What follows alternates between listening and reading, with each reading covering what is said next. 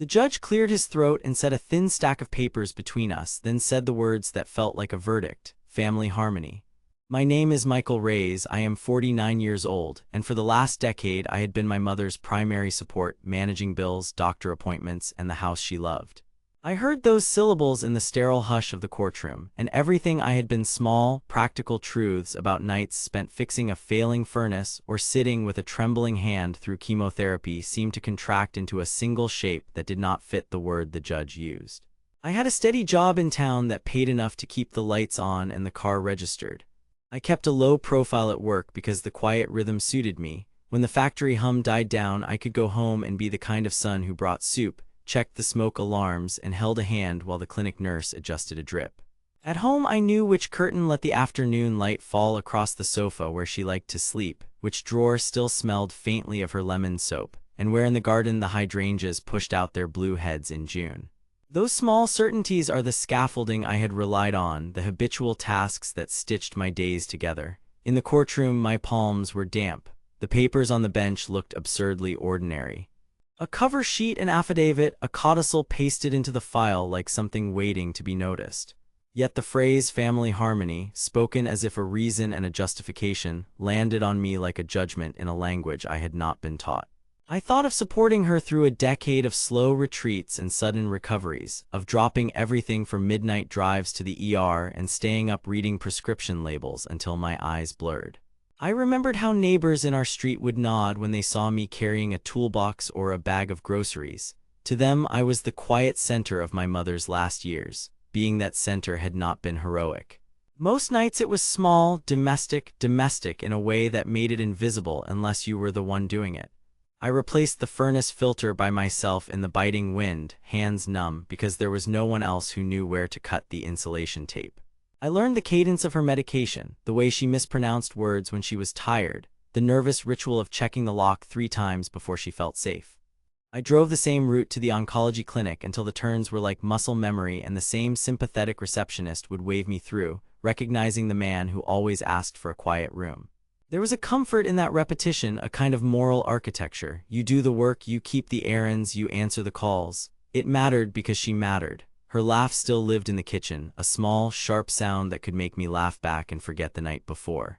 The house smelled of lemon soap and the green tang of the vegetable garden we had planted together, the soil crusting our knees when we bent to weed. Those sensory details were not sentimental to me, they were proof. Proof that I had been present when things were small enough to be cared for by hands rather than law. Proof that my life had been intertwined with hers in ways no court docket could capture. Yet even as I listened to the judge repeat that phrase, I felt the old domestic textures shift under my fingers. Family harmony sounded like a seamstress's order to snip a thread, like a polite rearrangement that erased the days I had spent answering the phone at dawn because her sleep had frayed. My mind kept returning to the mundane outline of our routines, the calendar on the refrigerator with penciled appointments, the little blue pillbox that I filled every Sunday, the sound of rain on the tin roof while we sat and watched old musicals. Those things which had once anchored me to a straightforward life now seemed fragile and exposed. People who had come to our porch with casseroles when she was first sick knew me in a way that was practical and unremarkable. They saw the man who could patch a leak and translate a doctor's rushed explanation into plain English. I was the one who read the fine print on insurance forms and argued politely on hold until a representative softened and promised a return call.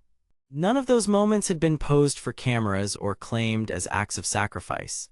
They had been done because it was what I did for the person who had taught me to plant beans and fold laundry the right way.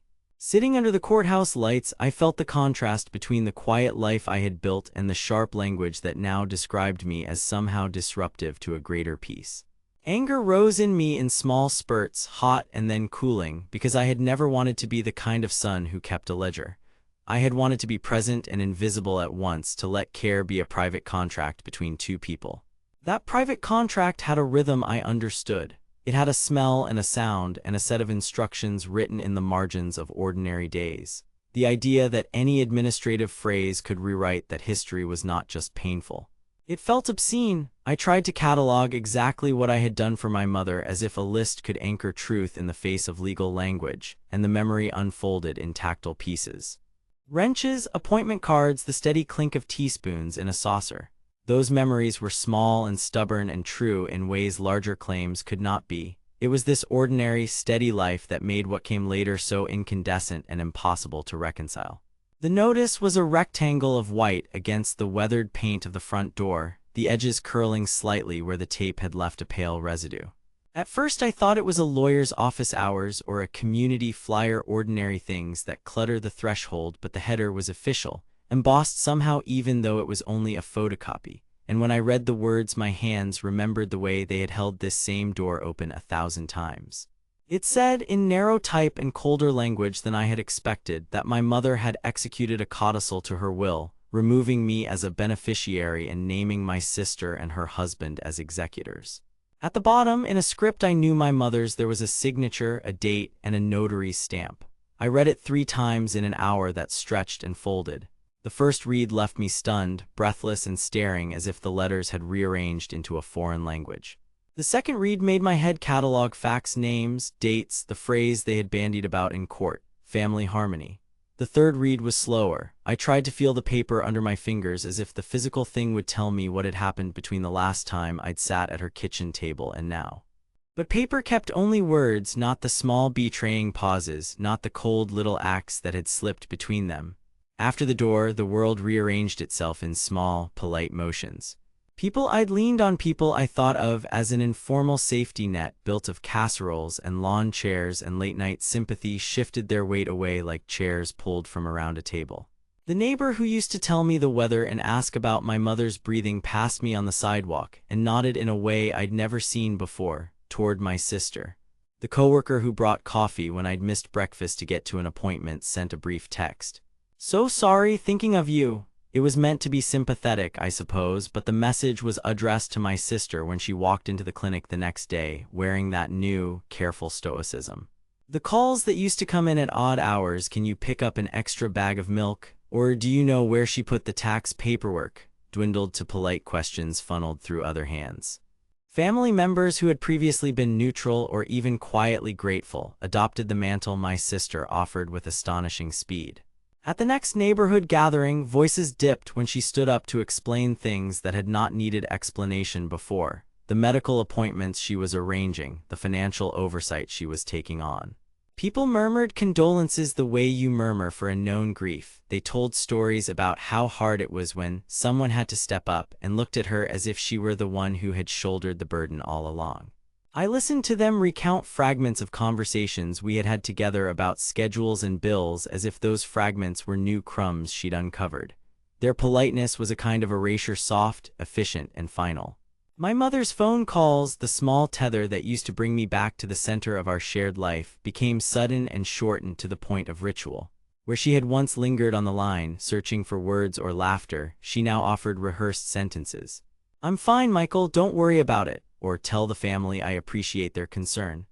Her voice had the faint vibration of someone reading from a script. Sometimes she'd ask me the time or whether I'd fed the cat, and there would be a brief, private cadence of the past between us for a minute before the distant, formal tone resumed. The warmth was gone, and worse, I suspected it wasn't only the illness that had taken it.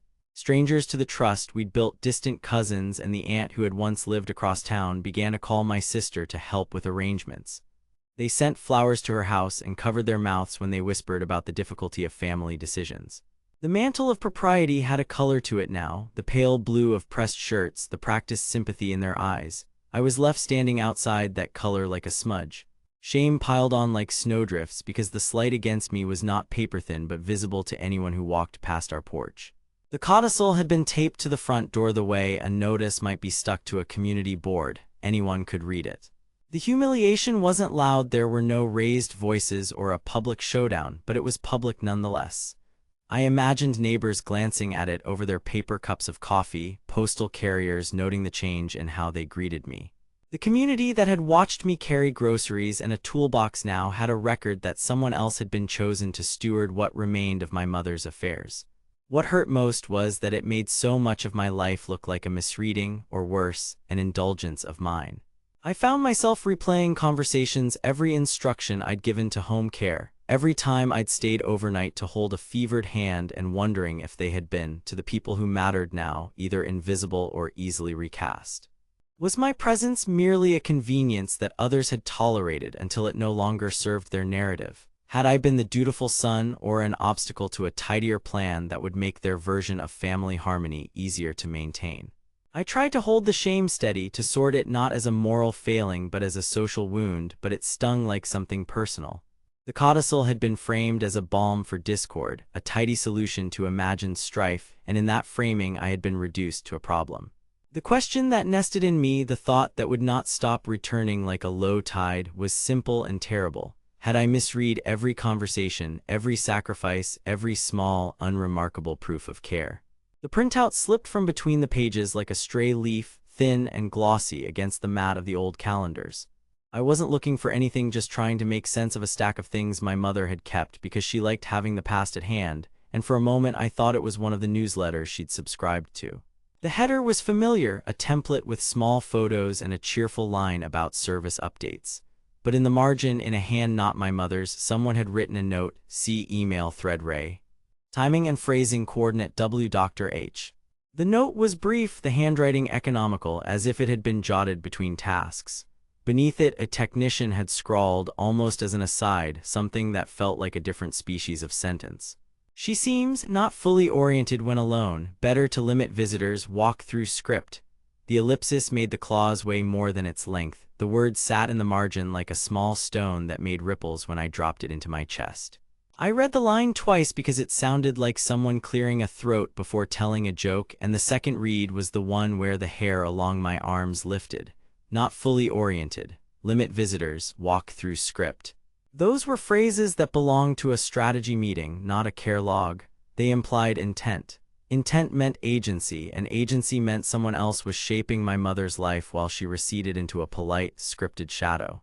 For a while I stood in the kitchen with the calendar open and the printout in my hand, the house folding around me with its usual smells, coffee grounds and lemon soap, and the quiet felt theatrical. I could inventory explanations. Maybe the technician had been sloppy with words. Maybe it was a note about caution, not conspiracy. Maybe my sister had been trying to protect my mother from too much stimulation. Maybe. Each maybe smashed into the next until the maybes made a net I could step into and be pulled under by. But the scrap didn't sit with the neat, private ambiguity of grief. There was a specificity to it, the reference to timing and phrasing, the idea of coordinating with a doctor that rearranged the scenario in my head. This wasn't just an awkward, anguished conversation between siblings. It suggested planning.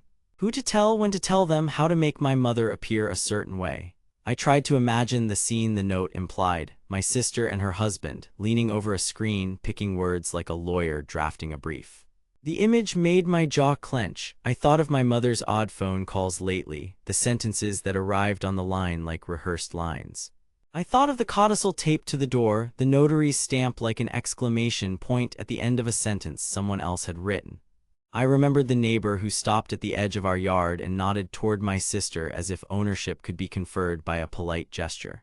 The printout folded all those moments into a single hypothesis. They had been constructing a story and trying to make the story true. A bell started ringing inside me, low, insistent, something I'd felt before when a small injustice first registered as a pattern. The bell had a cadence: disbelief, then suspicion, then the kind of laborious anger that turns thoughts into action. It was not dramatic. It did not come with images of confrontation or revenge. It came with clarity, as if a fog had lifted enough to let me see the map below my feet. Seeing it this way meant I had a choice that felt almost surgical in its simplicity. I could fold up the printout and put it with the other papers, accept the explanation that this was all about family harmony. Let my mother's last years be narrated by people who'd chosen to recast her life to suit a convenient script. I could let the polite cruelty of it pass because the world prefers its wounds bandaged neatly, even if the bandage hides the bruise. Or I could start following the thread. Following it would mean making private things public. It would mean asking questions that would upset neighbors and relatives who liked their maintenance-free version of events. It would mean accusing people I had loved of manipulation, of playing at propriety while steering my mother into isolation.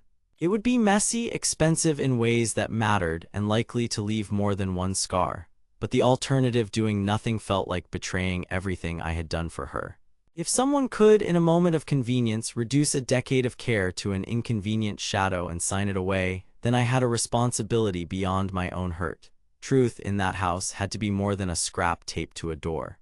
I set the printout on the counter with more care than its size warranted. For the first time since I found the notice, shame shifted into something else: purpose, maybe, or something close to it.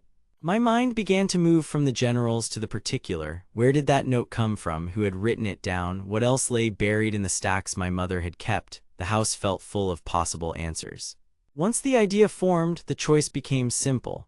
I could accept being erased in the name of harmony, or I could pull every thread until the truth came undone.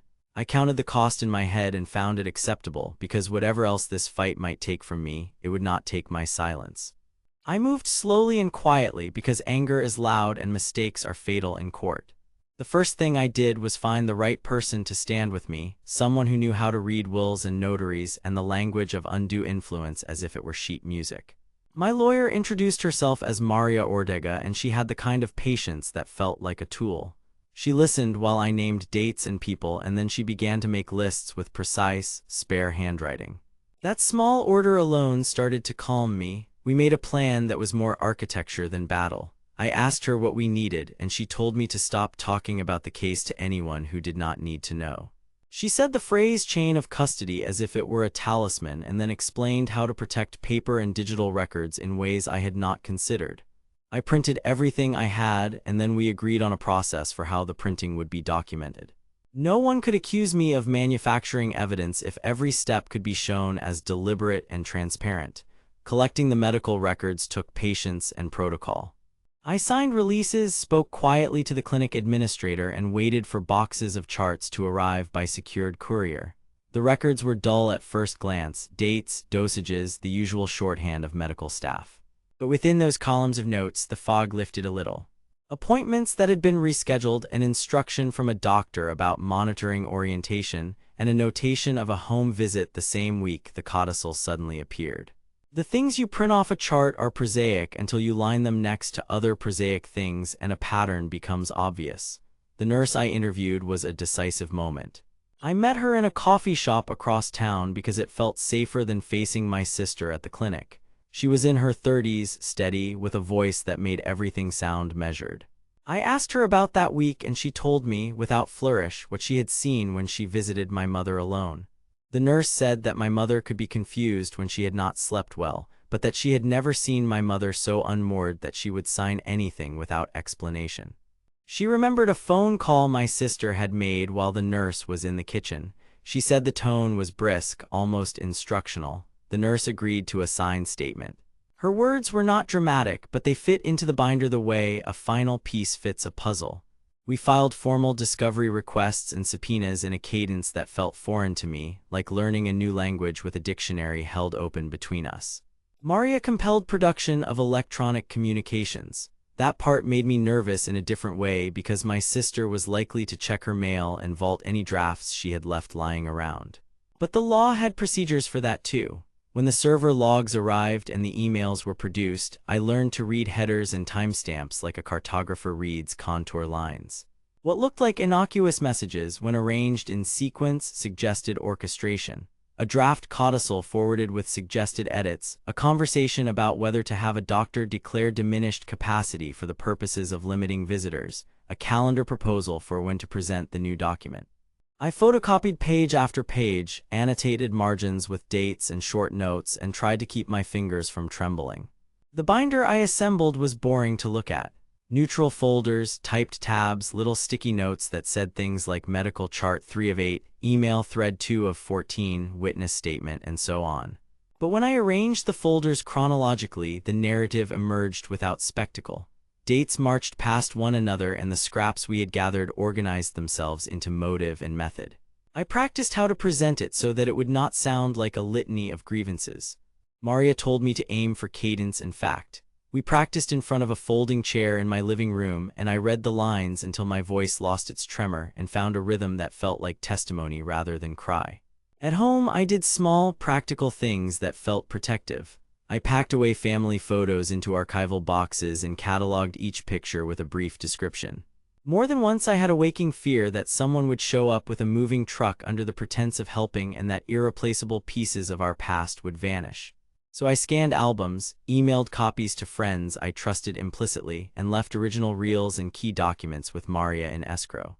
I handed a thumb drive to a neighbor who had been kind to my mother for years and asked her to keep it in a fireproof place. I sent certified copies of critical documents to a cousin who lived out of state.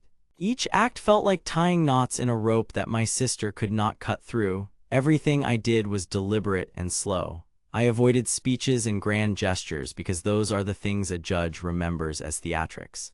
I avoided the people who wanted me to be louder, angrier, more visible. That was not the point. This was not about punishment or spectacle. The work had the quietness of masonry, laying facts one by one until the wall could not be ignored. I slept badly some nights and dreamed of stacks of paper rising like small buildings around me, protective and plain.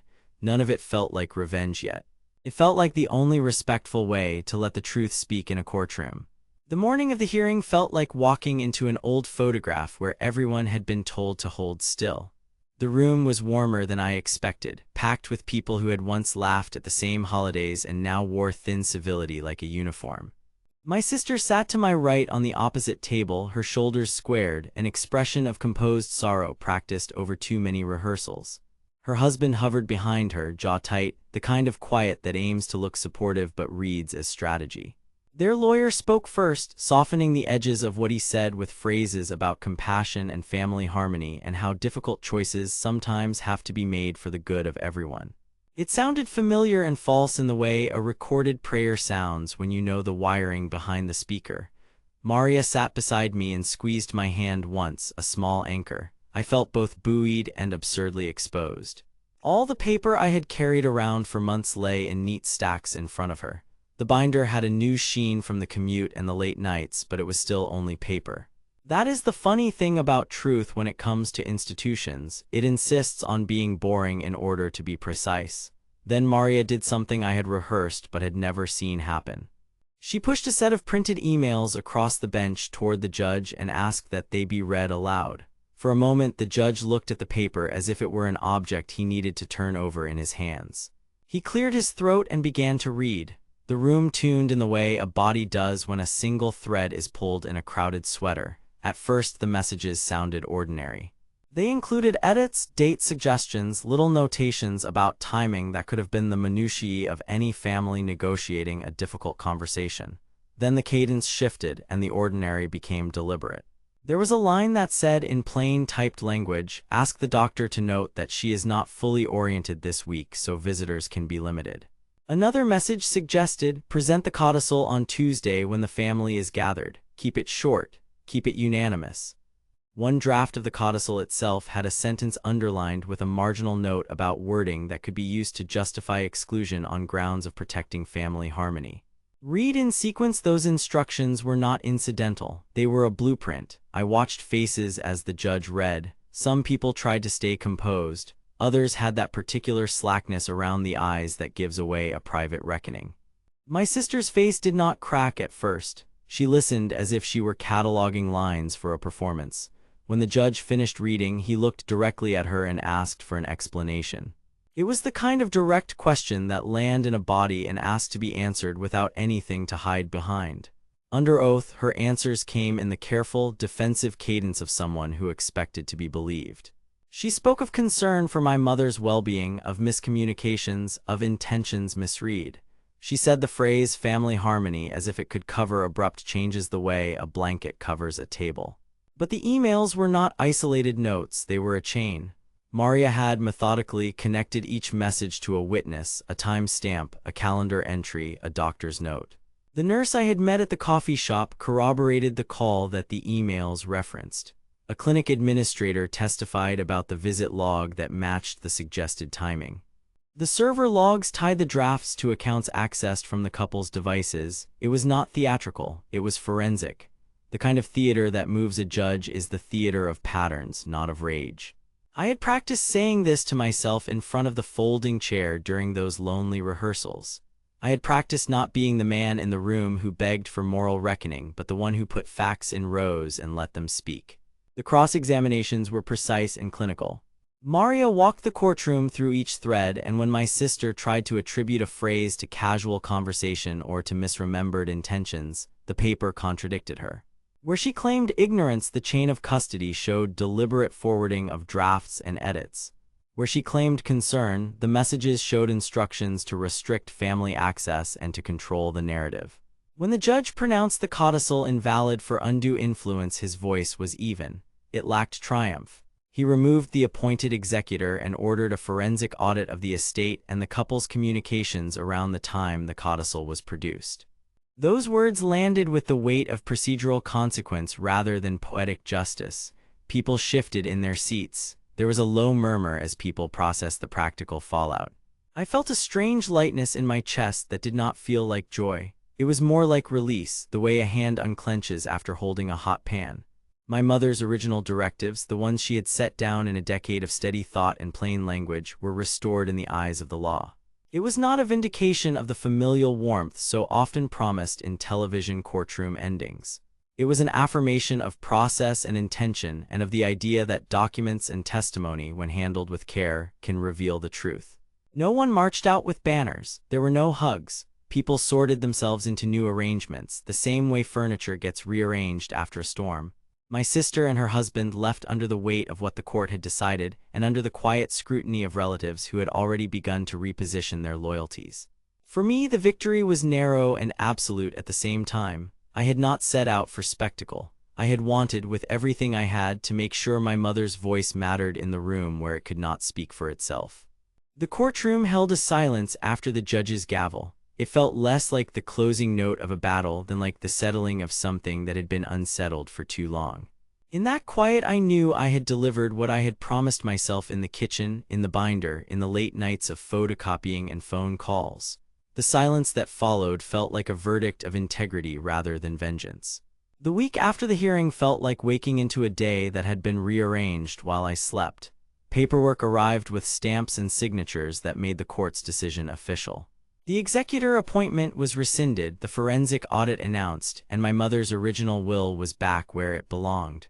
The legal boxes were ticked and filed, the motions folded into the daily rhythm of probate courts and accountants. Those procedural movements were smaller than the storm had felt at the time, yet they also made everything irreversible in a way that words alone never could. My sister and her husband retreated the way people do when a place is no longer safe to stand in. They stopped coming by the house. For a few weeks there were a handful of strained emails, each more careful than the last. In one she wrote that she was sorry for any hurt I had felt, and then she circled language about wanting to protect the family and apologized again for the unrest the events had caused. The apologies never landed on my skin. They sounded crafted to be read by others, not spoken to me. I answered once, then stopped. There was no point in trading documents for feelings. Relatives who had been attentive during the turmoil evaporated more slowly. Some stopped returning calls. Others offered neutral notes of support that felt like placeholders in a family ledger. The aunt who once brought me soup after my mother's surgeries sent a card that read, "I hope you find peace." It was kind in intention and empty in effect. A few people came by less frequently than they used to, the way gardeners prune branches for health and then never notice how a shape changes. In gatherings that followed the season, my sister's absence became an easy excuse for people to avoid the estate's awkward geometry. When they did come, conversations kept away from the events of the previous months, as if silence could stitch what had been torn. My mother understood, in the soft way a person with diminished strength understands things that once would have been loud. She asked me once while we were folding laundry into the quiet light if the fight had been worth it. I could see her trying to balance her love for both her children, trying not to tip the scale with facts and stories I knew she treasured. I answered the only way I could, with truth. I told her that I had never wanted to hurt anyone, only to preserve what she had said when she was herself. Her face registered relief that was at once fragile and steady. She held my hand, and for the first time in months her fingers closed around mine without hesitation. There were no dramatic reunions, no long confessions on the front porch. My sister did not come back to the small rituals of our mother's life. She did not show up for the folding of quilts, for the quiet cardinals that nested in the eaves in spring, for the meals my mother loved. Her absence became another kind of truth to reckon with. The moral ledger had been balanced legally. The emotional ledger was a different accounting, one that asked not for receipts but for endurance. What I gained felt less like victory than like stewardship. My mother's intentions were honored. Her plain language, the sentences she had written when she was lucid and steady, held. That mattered to me in a way that money never would have. I found myself rereading the will in the evenings, not to savor a triumph, but to feel the quietness of her voice guide what was left of our household. The binder we had used in court sat on a shelf, its edges softened by use, like a tool that had done its work and would now rest. There were costs, some of them were immediate and practical. The audit meant more paperwork, more phone calls to banks and clinics. Some were social. I lost the easy companionship I had once taken for granted. I missed my sister the way you miss a city skyline when you have to move away. The house echoed with different kinds of sounds now, the scrape of a trowel in the garden beds, the low hum of the refrigerator at night, the slow drip of concern into the sink. Those sounds became my company. Tending the garden became a language in which I could process what had happened. I planted seeds in the beds my mother and I had first set together. I trimmed the roses she favored, and I talked aloud to the soil sometimes, not because it could answer, but because conversation kept memory active. There is a particular satisfaction in clearing away dead stems and seeing new green push through. It is not a metaphor that saves you, but it is a practice that keeps you honest. When I kneel in the dirt, I remember my mother's hands, the way she taught me to pinch the soil just so.